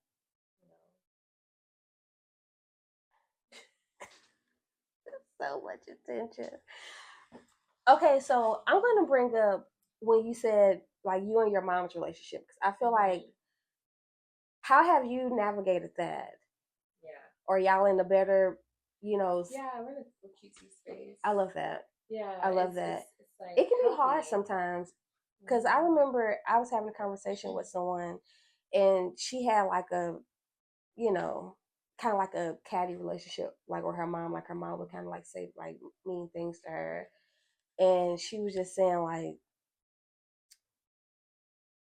I guess like when a woman is pregnant, when they're about to have a baby, they're carrying the traumas that they have. They're carrying it to the baby. Yeah. And I just think about that a lot. Like even with me, like I don't have any kids, but just like talking about kids, I was like, I had to break down to Jason. I was like, I have to forgive. And me and my mom, we have a good relationship, but I had to like learn her love language. Yeah. She had to like learn me as a woman. And we're taught that you just come into the world, knowing how to care, and especially moms, like you're just like. I had to give her a lot of grace, because I'm just like, you've been a mom for a long time, like, and you're in the season now. It's like you are learning, like I feel like we're always still learning like who we are, but like you're really in a season where you can just kind of like let your guards down and just live and be, and speaking up and just being like, I don't like how you said that.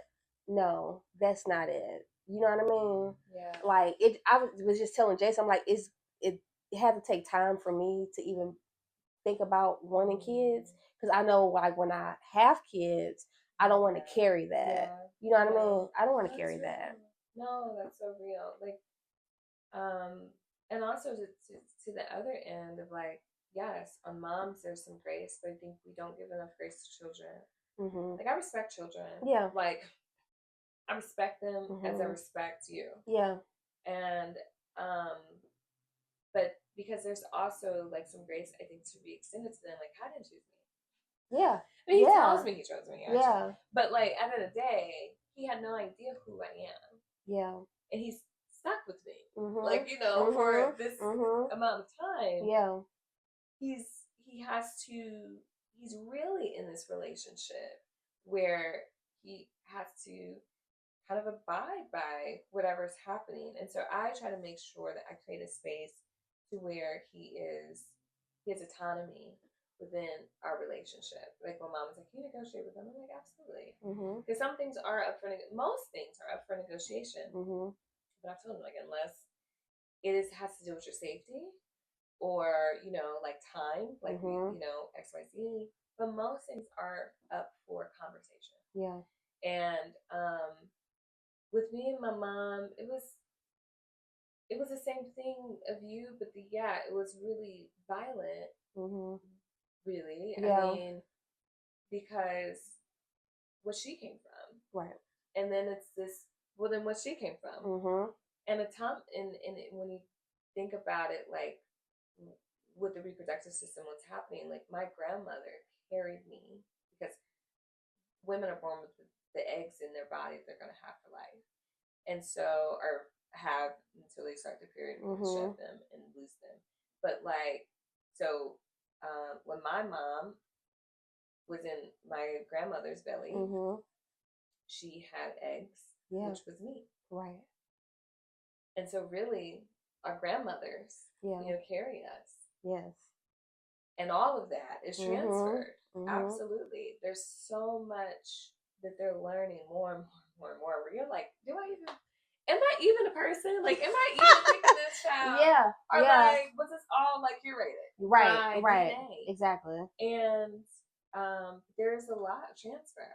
And that was really hard when I was pregnant with Kai, because me and my mom were really, it was hard. Because now it was an ideal, like it was unexpected. And then in ideal in regards to COVID, she had a lot of feelings. I had a lot of, you know, my grandmother's acting up. Everybody was acting up. Yeah, yeah. But with me and my mom, I remember having a moment with her, because I never said those words. I always thought them.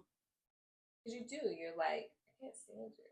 Yeah. You know, I can't, like, why are you this way? Like, I would have times in my childhood where I would be like, it's got to be something. Yeah. Like, is she on, when you're jealous of somebody's, one of my girlfriends, her mother was, she was an addict. Yeah. I was like, well, at least you got her, like, at least you know why. She's acting this way. Right. I don't know why she's doing this. I don't know why she's doing this. On this, to these degrees. She's, you know, and then, I was very interested. I was like, what if we get up and you're like, girl. Is this still recording? Yeah, I think so. I be thinking it too. Is it still recording? Okay, it's recording. Okay. And so, it was really tough. But I said something I always thought. I said out loud, and I said, I see a mom. And I was like screaming. It's like I was in the mom. I was screaming to you, pregnant, and I was like, remember crying and screaming. I'm screaming for a baby. Yeah. I was like, because I'm just so, and I don't want them to feel this. So it was just this. I was spiraling. Yeah. But I'm sure that sounds like your inner child. Yeah. It was your inner child, just like, because everything comes. I have to get this out. Yeah, everything comes up. Like pregnancy, and I get it now going through it. I would always kind of look at that as a doula for our children. How was I a doula before children? I don't know, child. I'm like, oh God. I'm like, whoo. Because there's so much there. I'll be like, an emotion. Yeah. Like, this isn't hormone. Or maybe we could call it that. But it seemed like something more intelligent happening. Yeah. That I didn't have the name for. They didn't have the name for it. There's a literature for it. But there is this preparing, and you have to, when you really think about, like, when you think about what's happening, and it was like, girl, you got a life coming, okay? So yes, you have to deeply examine your life. Everything that you're agitated about, that you push down, that you perform, it's not going to happen. Yeah. Even if you try to do it all the way up and through your pregnancy, up until labor, there's something most people within birth work will tell you is that when a woman says, like, I can't do it anymore, I can't do it, I'm done, I can't do it anymore, the baby's coming. Happens every time. I did it twice. As soon as I said those words, the head. Coming out. The head's right there. You're almost done. It's right there. You're almost done. It happens. Because you just break. Yeah. And when you think about it, you're literally breaking, popping. Like there's so much happening within birth. And so within your pregnancy, it has to bring all this up to the surface because it's not safe for the child. Yeah. It's not safe for this life. Yeah. Right?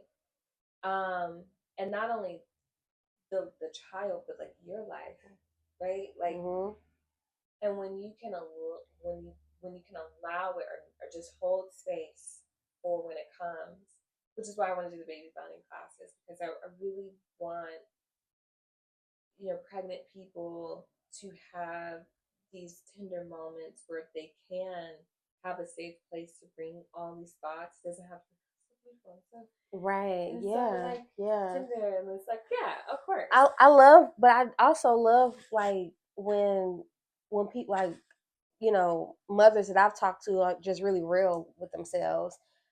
One of my homegirls, she was just like, it came unexpected and was just like, she said they were like driving in a car, her and her husband, it was just like in silence. And she was just like, this really sucks. She's like, and they both felt like, but they both felt like that though. It's real. And it doesn't make you a bad person or a bad mother. It was just like, no, like, in this moment, right here, yeah, right here, right now. And you have to hear yourself say it. Yeah. Because if you don't, and you just swallow, yeah, it's gonna erupt. Right. And then when it does that, we know what that looks like. Right? Like, it's so messy. Yeah. It's just like, I feel like as much as we don't think saying stuff in the moment, we think that there's no control. You have no self-control, you have whatever. But it's so much control by way of the universe. Yes. Usually. Because that moment, like you said, we really get into like the grooves of like they're driving in the car and the car just is quiet and it's just ricketing. It sucks. Yeah. It's different when you say that at a coffee shop. Right. It's different when you know what I'm saying? Because people are around you, but it's like, it's just us two in here right now. Her saying that in the moment was intimate, and then it was probably also liberating. Yeah. Yeah. This isn't how we wanted it. And now that we've said it, now we know that. Right. Now we can create, get to creating. Yes. Versus you just, it's playing in the back of your mind every time you're doing whatever. Yeah. And then you look up and you have so much resentment. It's like, why don't I want this? This doesn't look the way I want it to look. And there's a betrayal in that. Yeah. And like, that was something in our relationship that was really hard for Kier to like wrap around his mind. Because I was like, it's in what you're not saying. Yeah. And I was like, I cannot navigate betrayal like that. And he was like, what do you mean? Like, yeah. What do you mean? And I was like, if you're feeling something. Yeah. Not that I have ownership of anything that you're feeling, but like, if it is moving you towards your interactions with me, your feelings about it, like whatever. Yes. And you're not talking about them or just saying it. I don't care how you think it might make me feel. It's not about me. Yeah, it's about you in this moment. Me, right? But I don't know to have me. Right. If you're not saying it. And so it was like one time a season in our relationship where he was feeling some things. And I was like, I knew it. Pretty obvious. And I was like, and I just let like some weeks go by. Yeah. And I was like, listen, you're betraying me. Yeah. This is betrayal. And I'm working hard to not do that. Because one, there's lies happening because every time you're doing XYZ, it's a lie. Because there's something else. You're in a relationship with someone else. Like I said, you're in a figment now. Yeah. Now I'm a figment because now you're gonna create somebody to be. I think we all been in relationships where like, I don't like what I'm seeing right here. Yeah. Now I'm gonna, like, well, he is this and he is that. Yeah. And he is whatever. Yeah. Where you're creating a figment now. You're not dealing with the self that you're actually in front of. And so with all of that, it's like, yeah, you have to get to a place where you can like really sit with things. And when I was pregnant with my mom, I was like, I had to deal with the betrayal I was participating in. She didn't know. Yeah. Some of the stuff she did not know. Like, she was like, I didn't know. And then after I said that, she melted immediately. That was kind of unexpected. Yeah. And she said, she was like, I never seen you like this. And I was like, because I'm like, what to me? Like, I'm a baby. And I really thought about it. I was like, yeah, I wasn't really emotive growing up. Yeah. Because it was a lot of people emoting. Right. Or needing to. So it was like just not the culture. Yeah. So like, I couldn't cry into my mother's arms. Yeah. And that's why I said like that softness. Like I was just kind of like, you bottle that up, you go put it somewhere productive. So I like ran track, and I had my little nonprofit. I felt like a nonprofit at 16. I'm like, girl, she was Datiana at 16. But like, you just go, you transform it. Yeah. And I was kind of used to that. And so when she was saying that, I'm like, now, like, God, now I'm feeling it on like a different level because I'm like, what do you mean? Like, she's cracking me open because I'm like, well, what do you mean you didn't know I wanted that? And she's like, I don't know how to be your mother. And that's like hard. Really vulnerable for her to even say that. She said, you've always had it. Whoa. You don't receive me as a mother. And of course, you could be like, well, because this is it, right? But it just gets to a point where you gotta cut the shit. And you just have to get to like, what are we really saying? Like you said, we're in a car. Yeah. It's like, I'm like, so we both are like, what are you saying? What are you saying? Yeah. And I was like, It was that like that was true. It was true. Yeah, it was true. It was true that like because I had to. I was like, well, you weren't available. Right. You weren't emotionally available for that role. Right. And when I tried, I mean, it's only gonna take a couple times. Yeah. I think for all of us, like, it doesn't make me special, but it only took a couple of times for me to like XYZ growing up, where I was like, okay, like she's not for that. And then that's really interesting. Like as kids, sometimes we sense that, and it's been like, well, I can't do that with you. Yeah, and it happens early. Yeah, really early. With Kai, it was like one day I had a day, and I said, he was like, you want to show me something? And I was like, yeah, baby, I'm seeing him, and I was like, I was doing something unimportant, that felt so important in the moment, and I was just kind of like dusting him off. Like I was just like, yeah, like I would look at a baby, like just give me I gotta do that. The next day, he was like doing something, and it's kind of our culture. It's like he does something, he shows me, like whatever. And I was like, oh, let me see what you're doing. He's like, no, it's okay. Ooh. And I said, huh? And he said, you don't want to show me? He said, no. And he wasn't like nasty. Yeah. I mean, he said it like very nonchalant. Yeah, he said it like, I mean, you didn't want to say it yesterday. Yeah, he was like, so I want to say it today. He wasn't even salty, but he's Scorpio. Like, he wasn't even salty. Like, here's the Leo. He put a little salt on that thing. Yeah. But he wasn't even salty. He was just like, I'm critically thinking, right? That's young. So, and I we forget how intelligent. Like I'm remembering through watching them. There's a lot of memory coming up where I'm like, man, yeah, that's when that's when, because we think it's so far back, and it's like, no, like 5 is pretty. That's when you're like, that's core, like when you're remembering things. When you're like, I'm a person. This is who my you own are. person. Yeah. Like, and some of us were shaped right then and there. Well.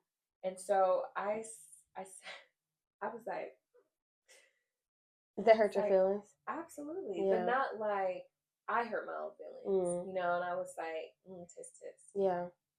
And I apologized. Yeah. I said, Kai, I'm really sorry. Yeah. I was like, how was yesterday? So we also had these talk about it. Mm-hmm. We kind of do that. Like, we try to do it every day, but we do it a couple of times a week. We're like, let's talk about it. And I love that. And we just talk. Yeah. And sometimes we talk about like the sky and his little tea at school. Yeah, you know, yeah. And like, or he'll be like, you know, I have my feelings. Like, that's okay. Or I'll be like, you know, I don't know how to parent you unless you know, yeah. Right. Like, yeah. And that's for real language. But just, I'm like, you've been tripping, dude. Yeah. What's going on with you?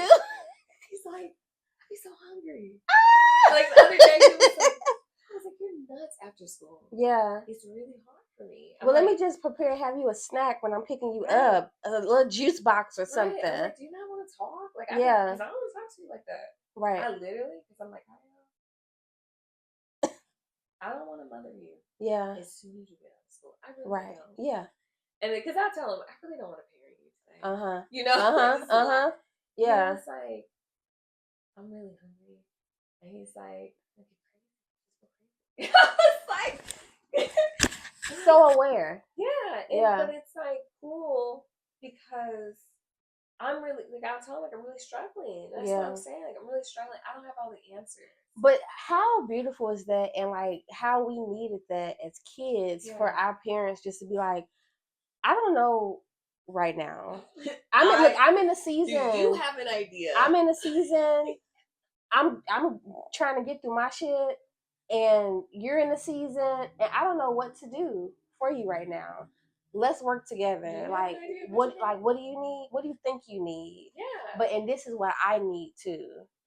And of course, like those moments, like the moments that didn't happen, it molded us into who we are now. Yeah. You know what I mean? So if we do have a little bit of like insight to do it. Yeah. Which is also was causing some conflict with my mom because like, girl, you've been a child before. You've gone through, you've had a mother like this, and you know what this is literally doing.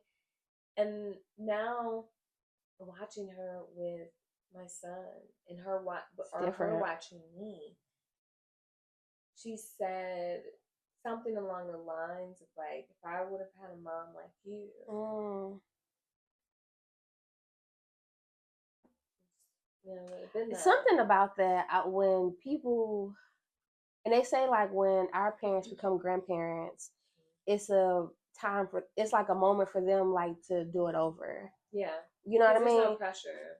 Like my mom is so soft, like with my nephew. Like I love their bond. Like he loves her down. Yeah. Like my sister just took him because she lives in Philly now, and my sister she surprised him for his 5th birthday so he can go see her. It was first like time on the plane, and like just them together. It's like it's me and my granny, like to the roof of her. Like to the, yeah. Listen, but it like that's just so beautiful. Like you healing parts of her. Yeah. And it's healing to see her heal. Yeah. Like it's healing to see her change and to like to just like break up the tissue. Also my dad, like to see him, I remember he kissed my little brother. Because after I had Kai, I was like, listen, I'm not soft life, right? Like, I'm a softie, I'm not doing it. So even like we as a family did not hug. Yeah, same. And now we do though. But it takes one. Yeah. And to do it consistent, because it would be my dad used to be like, what is this? And it used to be like a little side hug, like my mom, like, you know what I mean? And I stopped calling my mom mom. I started calling her mama. I stopped calling my dad dad and call him daddy. Wow. And because makes a difference. Who they were. Yeah. And I tell people it helps me so much. Yeah. Because when I say mom, it's just different. You know, I've said that time, and it lays on her ears, I think, differently. Yeah. And she becomes this different person. Yeah. And I'm sure she needed she that. gets in this role. Yeah. Yeah. And mom is just, it's also more gentle. Because Kai will joke with me. He's like, Mom. And I'm like, stop it. I'm like, do not call me mom. I'm like, you call me my name. Yeah. Call me mom. Like, I'm like, it's so cold. Yeah. Like, mom. Like, yeah. So, so he's like, he calls me mom. He calls me mommy. Yeah. And he calls my husband daddy. And even for that, Kira was like, well, you know, when he gets older, because he's a boy, he's like, you know, he call me dad. I said, why? Yeah. He's like, well, I don't really grown man call me daddy. And I was like, I know men who call their dads daddy. Yeah. And it's actually pretty nice. Yeah, sweet. It's really sweet. It's sweet. It's long. It's like drawn out. Because what's the difference too? Is just like hear men like still call their moms mommy at like really grown ages. You know what I mean? But sometimes we're conditioned. Yeah, we are. Something. And he was like, and I love too, like as grown women, like still calling their dad daddy. You know what I mean? Love it. I told him. I said it's hot. Yeah. Like because actually I've never heard someone say daddy to vulnerable. And they did not have a good relationship with their father. Yeah. And you know what too, like me and my dad relationship is like rocky right now. We haven't like spoke, but when I see him, I still say daddy. Because like in the core, like I was like a daddy's girl. And it's just like he was that, that safe space and just like let me cry.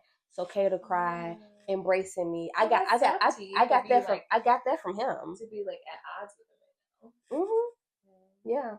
But I think too, like for back in our conversation of just like when you were saying letting like attachments go. I think that's the thing of like the core of our relationship is like I'm not this small person anymore. Like I have an opinion, and him both of you coming to terms. Yeah, like our dynamics are different. Our dynamics are very different. Yeah.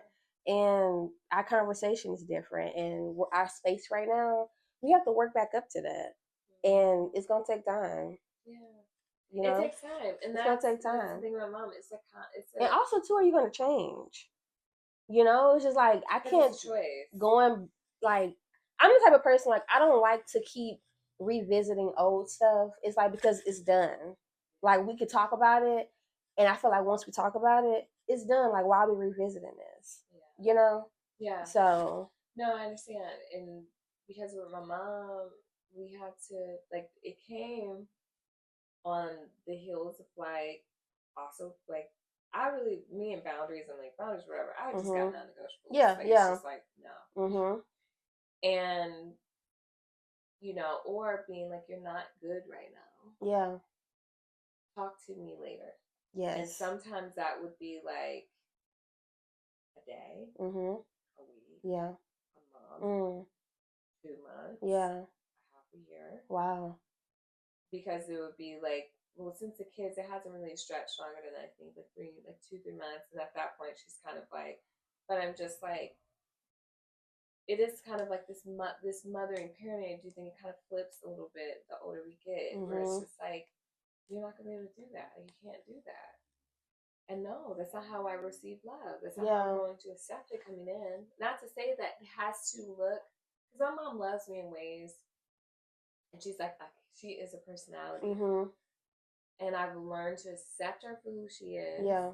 But also find the balance between what is causing me though deep discomfort. Yeah. And I've learned that there's one thing to be uncomfortable. Like and I talk about that a lot too, like pregnancies. Like you're gonna be uncomfortable. Yeah. But discomfort is a problem. Yeah. It should not be where it's debilitating. Are you the oldest? For sure. Yeah. That reminds me of my sister because I think as like older siblings, y'all really do set the tone of just being like, hey, this is not okay. Like my sister definitely did like a really good job of that. Just being like, no, you need to check this. And she's always been like that. Yeah. Like, she 100% used to, like, challenge and be like, no, well, you did it. Yeah. Like, no. Yeah, and I can say there's a push, being the oldest. Mm-hmm. What do you do? Because my sister, yeah, I used to be like, oh, yeah, you don't get to do that to my little baby girl. Yeah, yeah. Right? Because y'all feel like our babies. And, yeah. And just to see that coming down the line, right? Like, it's kind of like that tunnel vision where Yeah. you're like, wait a minute. Yeah. And sometimes I'm my sister's defense team, for sure. Yeah, yeah. Because I want her playing offense all the time. And because I never have taken that as like, oh, it's so much on me. Is it so much on me sometimes? Yeah, but like, I don't feel that. I take a lot of like rest in that. I really hope and pray that my sister's relationship, or like some of these conversations, she never has to navigate with my mom. Yeah. Like, that's the goal. Yeah. Because I know as I'm going through it, I'm always like, man, I wish I had someone to kind of take the I don't have to brace myself so much because someone kind of took a lick before me. Yeah. Because and that is the beauty sometimes of like aunties. Like, I reconnected with my aunt, her sister, and it's so sweet. I love my auntie. I adore her. But she has my there was just a tragedy that took place within our family, and naturally, of course, you just go away. Yeah. And but now that like now they're talking. Yeah. And my kids have like such a good relationship with her. And now she kind of is like, well, what are you doing? You can't talk to them like that. So she does that, and I'm like, the power of siblinghood and sisterhood. It's so important. So important. It's important. Like, all across the board. So, this conversation has been everything. I loved it. This is everything. I hope you got what you know. 100%. Okay. 100%. I was so surprised when you asked me. Why? I was like, me? Yes. Yes. Yes. Girl, I love this. I love this. Same with you. Absolutely. Same with you. Do I feel bad about that? No. I've loved this. Okay, so in closing, we're gonna do like some soft truths. Okay. Right now. So what do you need? What do you need more of right now? Well, a long time. I always have the guys.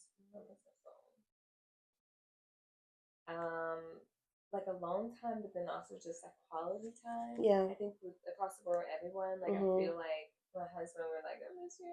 Yeah. Like, yeah. Like, this is like, like, yeah. Because this is so much. It's so many hours in the day, and then also my sisters want to spend more time with them. That's like cutesy and intentional. Side note. Yeah. Were you in New York with your sister when you went to go see Cleo? So I was with Amber, which is like my sister. She's my. I was living through those stories. I was living through those stories. She's on my list. I'm like, I have to see her in concert. Sorry, I had to cut you off like that. I don't know who else is on there, but like, she's got us like to like high priority because it was church. It wasn't even church. It was like, I never experienced that like that before. She gonna be at a Soft Soiree. Thank you. Yeah, I love that. Because I do want to tour with them. And yeah, like, we'll see what that becomes of, but it's like, it was just so. I also took an edible, so made it even more like. I couldn't tell, but like you were like, but I like everybody that I saw that went to that like felt the same way. Felt the exact same way. She doesn't, with the beauty, the power. It's like she does not know who she is. She knows who she is, and who she is. But her impact? Yeah. She even said it. She was like, I sold out 3 nights. Thank y'all. So shine like Soft Soiree. I didn't know I was going to do that. Yeah. Like, she was like, I think they didn't